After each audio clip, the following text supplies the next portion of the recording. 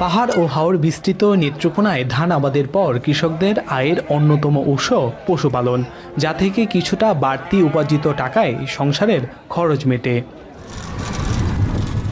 তবে গেল মাসের আকস্মিক বন্যায় একদিকে যেমন ধানের আবাদ ক্ষতিগ্রস্ত হয়েছে, অন্যদিকে পশুপালনের প্রয়োজনীয় খড়ও পচে গেছে। এতে দেখা দিয়েছে গোখাদ্যের সংকট।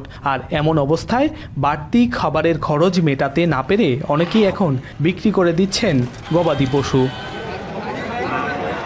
এই যেমন কৃষক আবুল কালাম 4 মাস আগে একটি ফ্রিজিয়াম জাতের গাভী কিনেছিলেন। তবে বর্তমানে পশুপালনের খরচ বাড়ায় গাভীটি হাটে তুলতে বাধ্য হয়েছেন তিনি। আবুল কালামের মতো একই অবস্থা প্রায় কৃষকেরই। তবে বেচাকেনা বাড়লেও সেই তুলনায় কাঙ্ক্ষিত দাম পাচ্ছেন না কৃষক ও খামারিরা। আমার খাবার নাই, খাবারের দাম বেশি, এইগুলা আমাদের কষ্ট হইতেছে, যার জন্য আমি বিক্রি করে দিচ্ছি।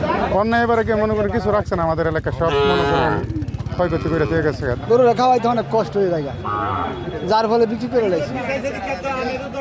জেলার অন্যতম বড় সীমান্তবর্তী হাট দুর্গাপুরের শিবগঞ্জে বিভিন্ন স্থান থেকে পশু নিয়ে আসেন কৃষক ও খামারিরা। পাইকারদের হাত ধরে যা চলে যায় রাজধানী শহর ঢাকাসহ দেশের বিভিন্ন স্থানে। হাটে ছোট থেকে মাঝারি গরুর চাহিদা বেশি, বিশেষ করে 50,000 থেকে 1 লাখ টাকার মধ্যে পশুর বিক্রি হচ্ছে বেশি। তবে বন্যায় ক্ষতিগ্রস্ত কৃষকদের কথা মাথায় রেখে হাটের ইজারাকর মৌকুফ করায় কিছুটা স্বস্তি ফিরেছে হাটের বেচাকেনায়।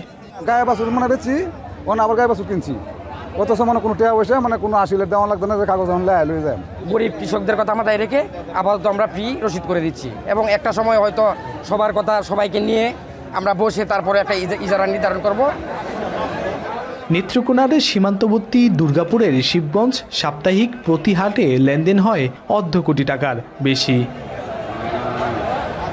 রিফাত আহমেদ রাসেল, এখন নেত্রকোনা।